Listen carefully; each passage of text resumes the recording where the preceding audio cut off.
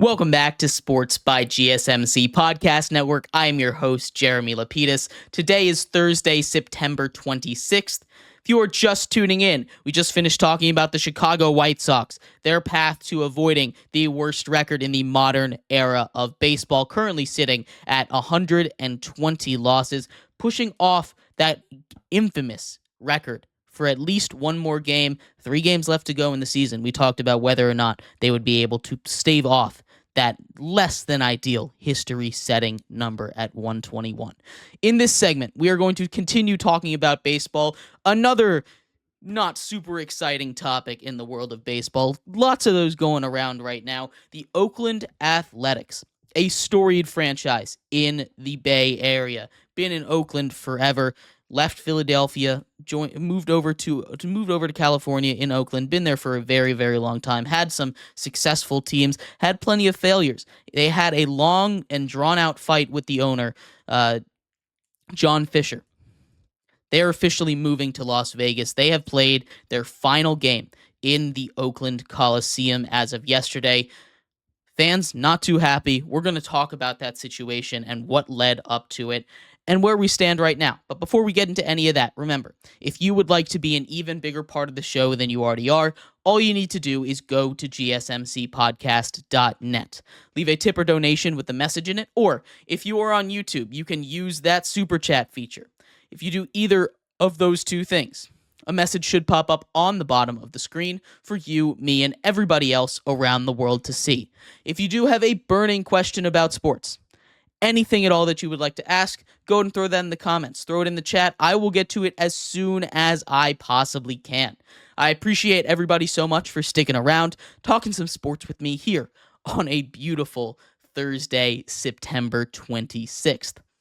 But like I was saying, we're going to finish off our baseball coverage for today.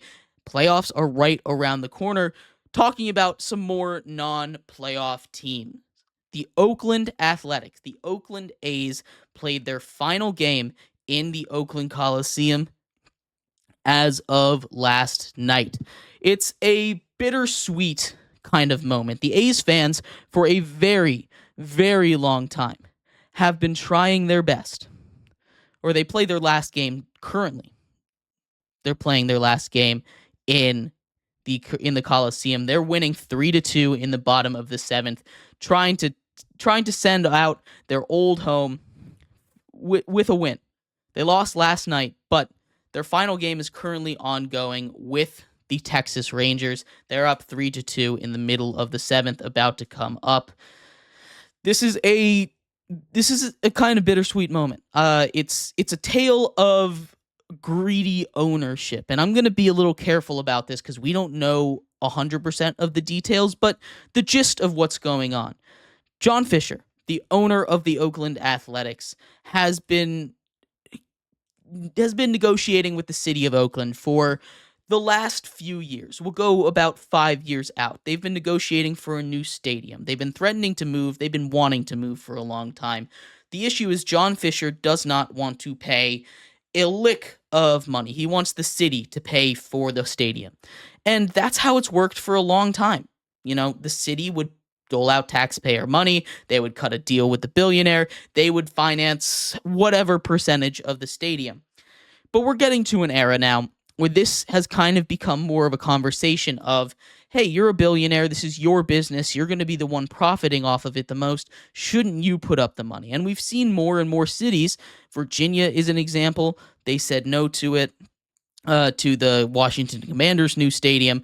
Kansas City, they said no to a proposal for Arrowhead for a new Chiefs stadium, despite all the winning.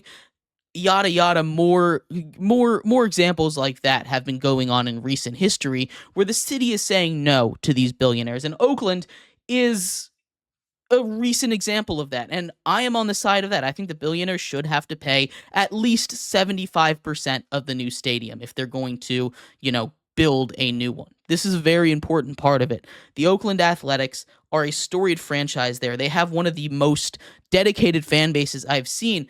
And the Oakland A's have also been one of the cheapest franchises ever for a very long time. They've been incredibly cheap. They've been unwilling to spend. They've had one of the lowest payrolls in baseball. In fact, at one point last season, they had a lower payroll than Max Scherzer.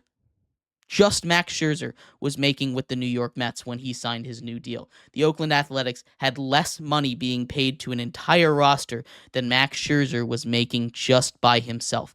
And that is a problem in and of itself.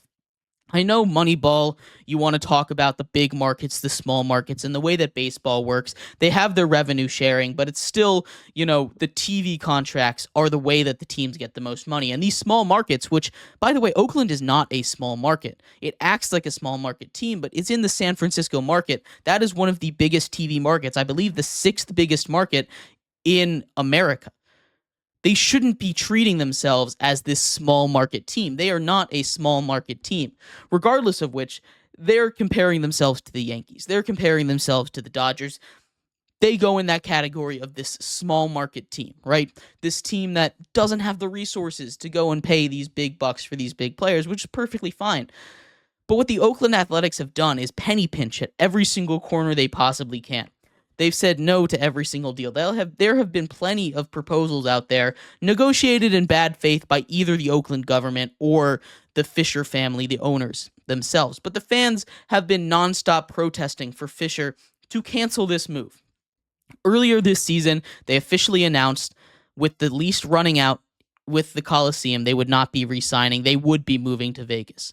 The construction has started on a massive stadium over there, but they don't have a stadium for the next couple years. So they're going to be playing in their AAA stadium, most likely in Sacramento. Now, they haven't made all the proper updates to that stadium that they need for it to be a major league ready stadium. So for 3 years, they're going to be playing in a AAA ballpark, which I think is just a miss. There's no reason why they couldn't have worked something out, at least for a minimum, while they were working and building a new stadium in Vegas. And I know people in Oakland aren't very happy. They're trying to get a new stadium built. They want their team to be there. Oakland has been through a lot sports-wise recently. They were a very, very proud sports area.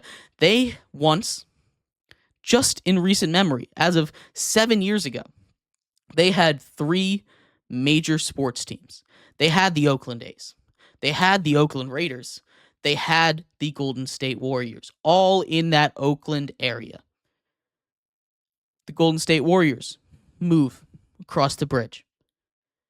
The Raiders move to Vegas.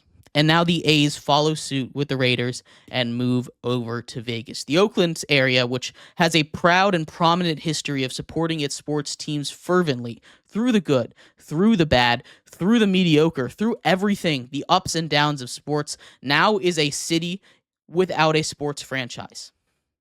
And that is one of the biggest tragedies in the modern sports era for me right now. I don't understand how you look at a passionate market, a passionate fan base like the Oakland A's. They might not show up to the games, but that's because they're protesting right now. That is not because they don't care. They care more than most franchises in baseball.